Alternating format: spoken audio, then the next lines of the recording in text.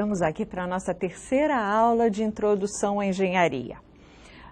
Hoje nós vamos falar de uma coisa muito interessante. Nós vamos entender qual a relação que existe entre a engenharia e a multidisciplinaridade, né?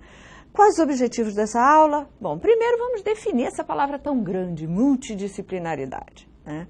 Depois, nós vamos relacionar a solução de problemas à necessidade de conhecimentos especializados. Afinal de contas, é possível alguém resolver tudo sozinho? E o nosso terceiro objetivo da aula de hoje vai ser identificar as principais especialidades da engenharia, né? Afinal de contas, quantas nós temos? Mais de centenas, né? Engenharia civil, engenharia ambiental, engenharia mecânica. Então, a gente vai conversar sobre isso um bocadinho hoje. Ok? Então, vamos lá. Bom, nós já sabemos, nós já conversamos em aulas anteriores, de que a principal função do engenheiro é resolver problemas, certo?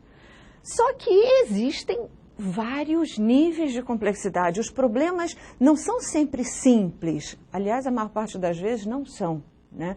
Os problemas vêm combinados. Os problemas são de tipos, muitas vezes, parecidos com problemas que vimos antes, mas aparecem em composições diferentes. Então, a função do engenheiro não é uma função trivial, né?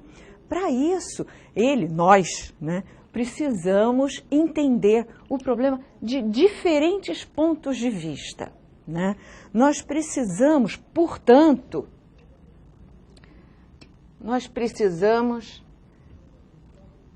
acessar várias disciplinas. Não vai ser uma única disciplina que vai nos permitir resolver problemas. Nós precisamos de várias. Que desafio, hein? E aí, como é que a gente fica? Múltiplas atividades, múltiplas disciplinas, aí vem aquele dilema, né? Vocês certamente já ouviram a piadinha ou a implicância, né? Um falando para o outro. Ah, você é especialista, sabe quase tudo sobre quase nada, né? Aí o outro retruca. Ah, mas você é um generalista, sabe quase nada sobre quase tudo. O fato é que a nossa racionalidade é limitada. Ninguém é capaz de saber tudo sobre tudo. Mas a gente precisa de quase tudo para resolver os problemas que nos aparecem. Então, qual a solução? Como que a gente sai dessa problemática? Bom, a gente tem que lembrar, em primeiro lugar, que a engenharia, qualquer que seja ela, em qualquer momento da história, a engenharia é um empreendimento coletivo. Ela não se faz com uma única pessoa, por mais genial que esse engenheiro seja, tá? Então, qual é o nosso grande desafio? O nosso grande desafio é tornar-se, cada um de nós, cada engenheiro, tornar-se capaz de transitar entre os diversos campos de conhecimento, tá? A gente não precisa morar dentro de um campo de conhecimento, a gente precisa se transportar por vários deles. A gente precisa entender a linguagem de cada área do conhecimento que nos vai ser útil, né? Para isso, o que a gente precisa? Interagir e dialogar com outros indivíduos, sejam eles engenheiros ou não, né? Em geral, a gente pensa, para ser engenheiro, que eu preciso saber matemática, ser bom em matemática. Mas a gente esquece que a matemática é uma linguagem, sim, mas ela não é a única. E muitas pessoas com quem a gente vai ter que interagir para resolver problemas não dominam essa linguagem tão específica que é a matemática. Então, nós precisamos ser capazes de nos comunicarmos com com vários tipos, com várias pessoas, em várias circunstâncias, né? Porque só assim nós seremos capazes de encontrar soluções. E essas soluções, para elas de fato serem robustas, para elas de fato funcionarem por muito tempo, elas têm que ser conjuntas, ok? porque afinal de contas, como já disse antes, nossa racionalidade é limitada. Nós não temos poder para resolver tudo, para saber tudo. Então, nós precisamos sempre do outro. Ok? Vamos lá, então.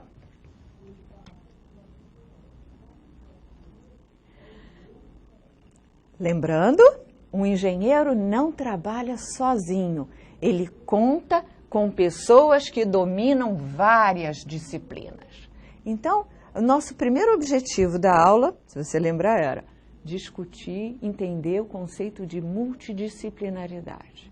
Então, aqui a gente vê o seguinte: multidisciplinaridade se refere a múltiplas disciplinas. Só que essas múltiplas disciplinas, elas são dominadas por múltiplas pessoas, né? Nós não podemos individualmente dominar todas, tá? Então, o que faz da engenharia um empreendimento multidisciplinar, tá, é justamente a interação de várias pessoas que dominam cada uma dessas disciplinas, tá bom? Bom, aí veio aquela... Vamos retornar um bocadinho para o momento em que a gente decidiu, eu e você, decidiu fazer engenharia. Muita gente deve ter falado assim: ah, mas engenharia é coisa de nerd, é aquele pessoal que só fica estudando atrás dos outros. Você vai ter que usar óculos, hein? De tanto fazer continha, cálculozinho, né? Outros não falam nada, principalmente para as meninas, né? Vão dizer assim: ai, não faz engenharia não, engenharia é coisa de homem bruto. Já pensou ter que ficar lá dando ordem para um monte de peão? Então, a gente tem que desmistificar essas duas imagens, né? Do gênio, do cara durão, né? Existem engenheiros assim, mas isso não nos define, tá? E nem um gênio isolado em sua especialidade. A engenharia é muito mais do que esses estereótipos, né? A engenharia é uma atividade extremamente rica, né? E tenho certeza que quem decide por ela fica feliz, fica contente, né? Então, vamos rever aqui. O que a gente precisa ter em mente? Primeiro, que a engenharia é feita de pessoas engenhosas, afinal de contas, vamos lembrar lá das primeiras aulas, engenharia tem na raiz da palavra a ideia de genialidade, né? De engenhosidade. Então, nós precisamos de pessoas engenhosas. Porém, nada vale se elas não estiverem articuladas, tá? E além de articuladas, tem que ser pessoas capazes de compreender o mundo à sua volta, tá? Essa compreensão do mundo no sentido mais amplo é que vai nos permitir, de fato, reinventá-lo. Se a gente lembrar da aula anterior, né, quando a gente viu os vários engenhos, os vários inventos, desde a pedra lascada, passando pela invenção da roda, as grandes catedrais, os carros, os computadores, tudo isso, o que foi? Reinvenção do mundo. O que os engenheiros têm feito durante toda a história da humanidade é reinventar o mundo, né? A gente constrói soluções e essas novas soluções, na verdade, são novas formas de viver, né?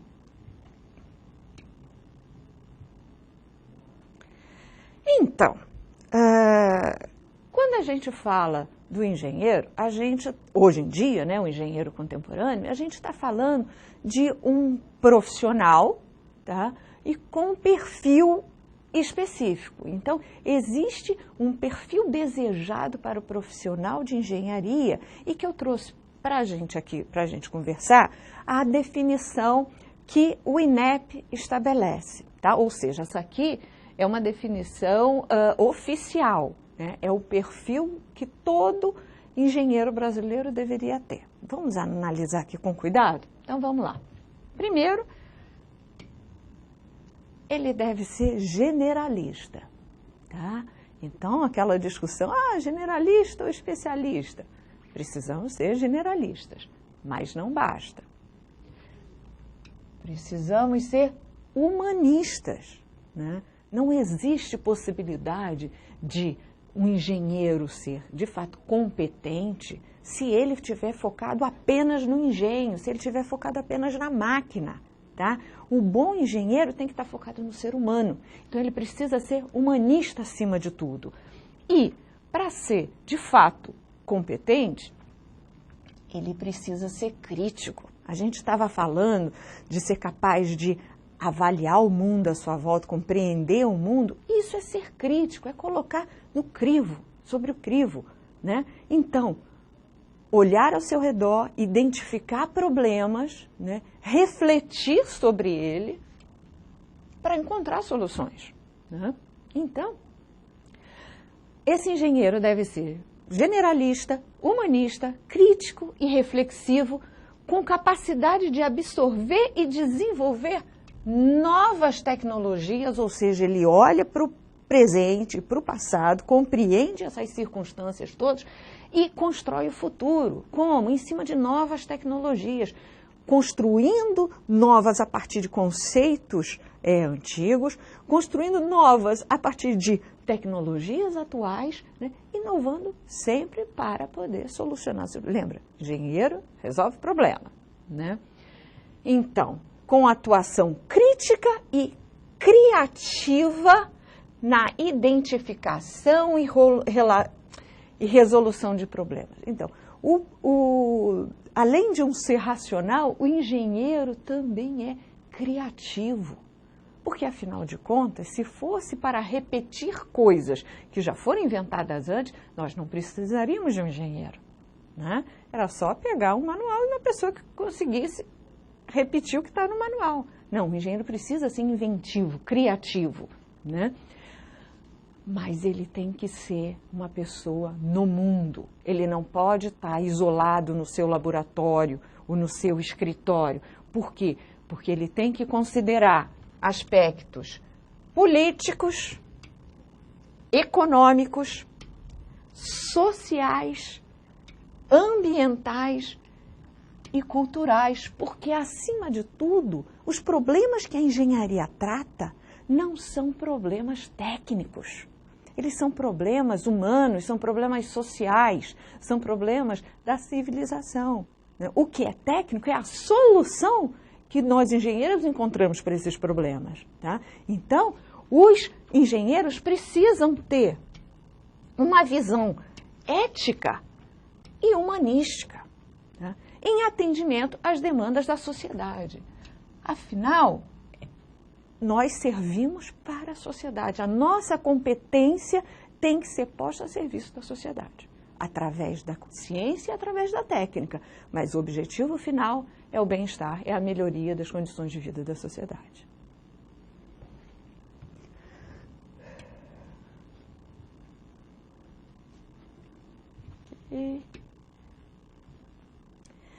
Bom, nós já entendemos a dimensão dos problemas que nos aparecem.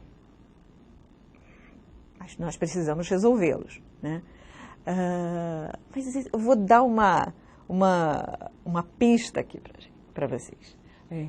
Nós temos uma capacidade de raciocínio bastante interessante, né? Nós humanos temos uma racionalidade limitada, nossa capacidade de armazenamento de informações é limitada, mas a nossa capacidade de relacionar conhecimentos é muito grande. Então, essa razão que nos faz tão humanos, tá? Se colocado de forma metódica, ela pode ser um excelente instrumento para resolver qualquer tipo de problema, tá? Então, o que acontece? Nós precisamos encontrar soluções para problemas dos mais variados, né? Ou seja, precisamos de soluções especializadas, soluções que se apliquem a cada caso. É daí que surgem as novas modalidades de engenharia, né? De novos tipos de problemas. Cada problema está relacionado a uma necessidade de especialização, por conta disso, uma nova modalidade. Exemplos disso.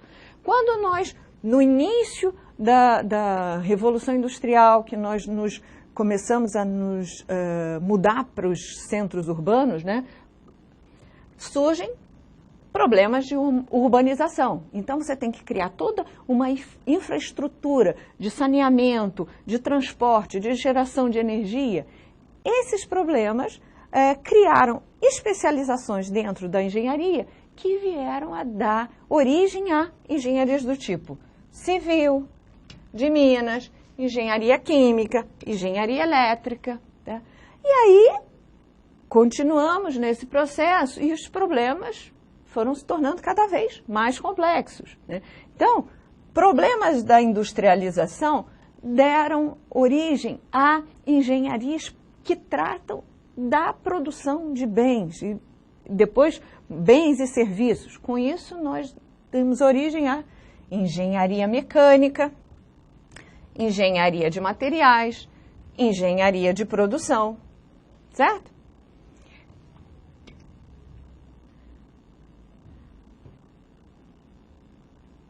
Então, vamos ver como é que essas especialidades, né, esses ramos da engenharia conseguem resolver problemas específicos. É interessante que todos eles compartilham uma mesma metodologia, uma mesma abordagem que faz com que a característica principal da engenharia seja a arte de resolver problemas. Tá? Essa arte, ela pode ser descrita, então, num método.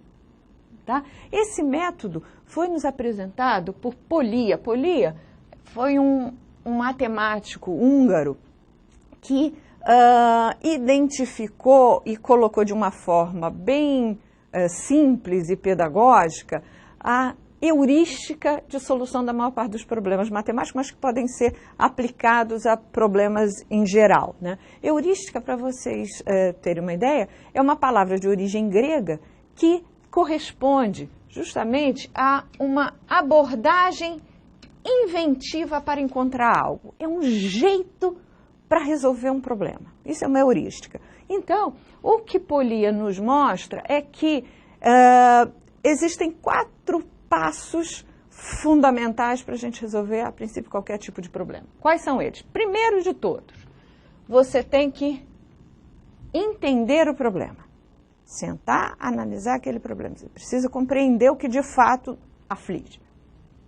Depois, fazer um plano para resolvê-lo. Você não pode sair, vamos tentar isso, vamos tentar aquilo. Não, tem que sentar e planejar passo a passo o que vai ser feito para resolver aquele problema da forma que a gente modelou, da forma que a gente compreendeu.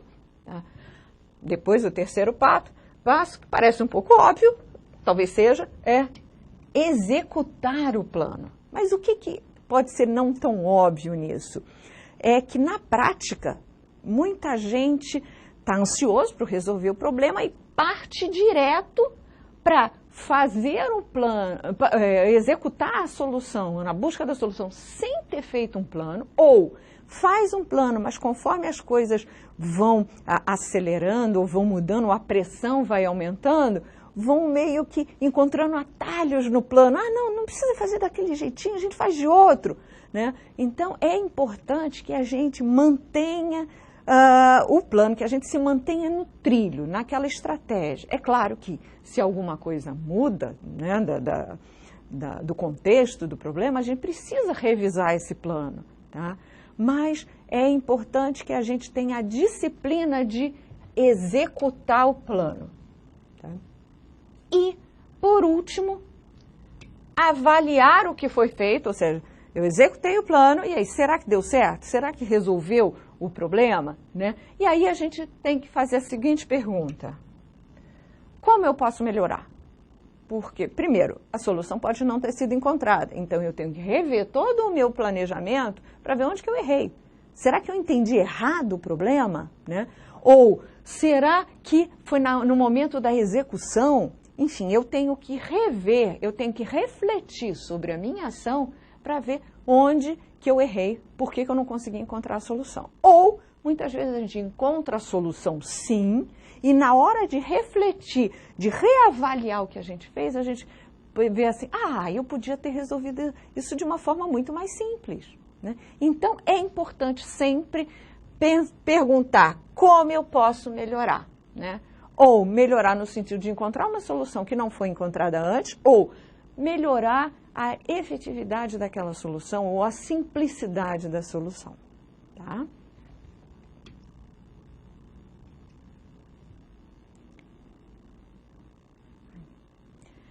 Bom, então o que nós vimos na aula de hoje, nessa terceira aula de introdução à engenharia? Em primeiro lugar, que a engenharia é multidisciplinar, mas vamos lembrar que multidisciplinaridade é da engenharia, não do engenheiro.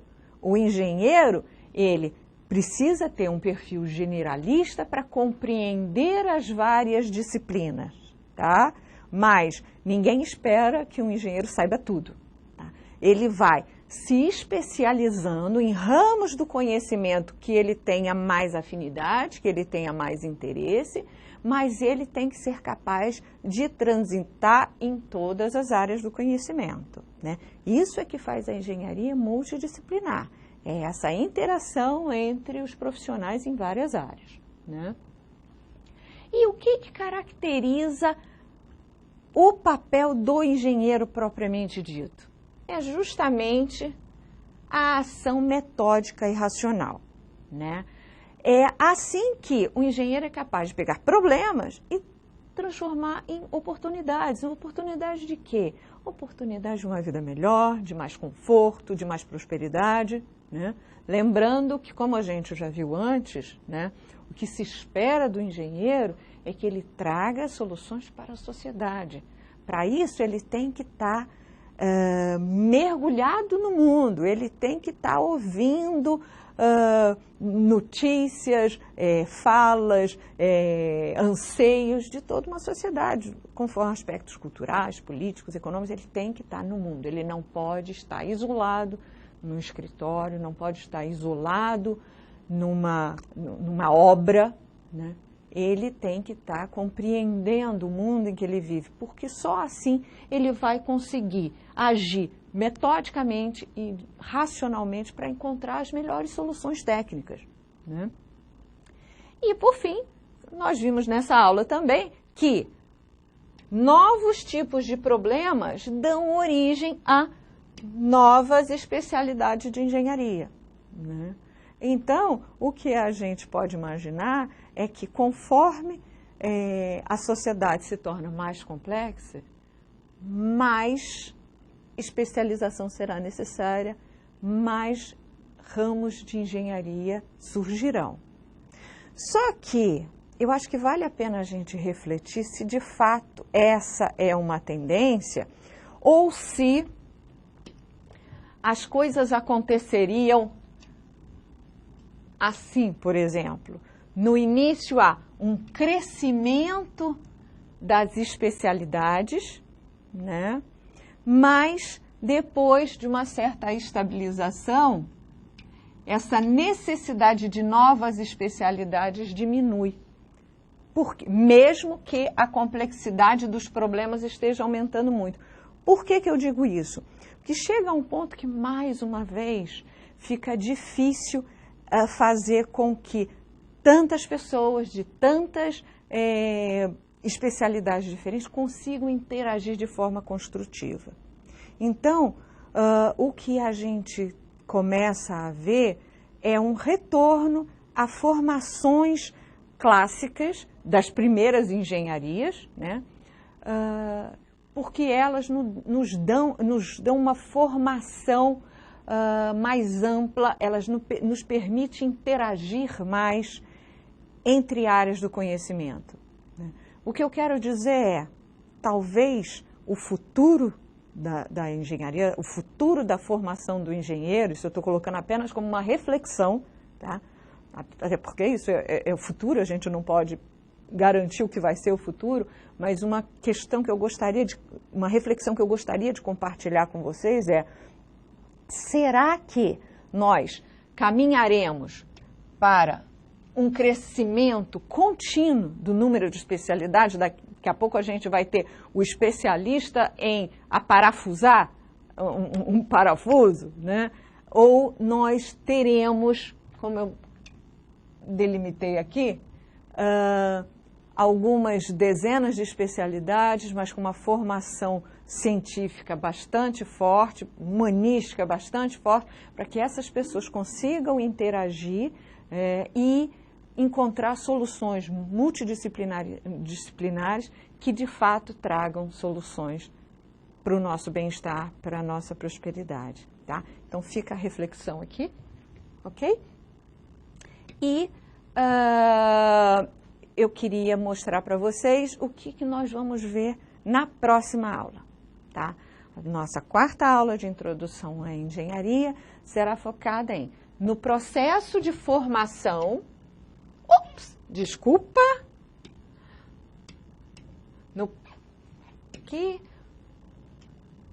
O processo de formação do engenheiro, no Brasil especificamente, porque em cada país existem diferenças, às vezes significativas, então a gente vai estudar, a gente vai focar em engenharia no Brasil a partir da próxima aula, né? Nós vamos dar uma olhada nas leis que regulam os cursos de graduação em engenharia, tá? E vamos falar um pouquinho também sobre a conscientização dos futuros engenheiros quanto ao impacto de suas ações, certo? Então, nos vemos na próxima aula. Até logo.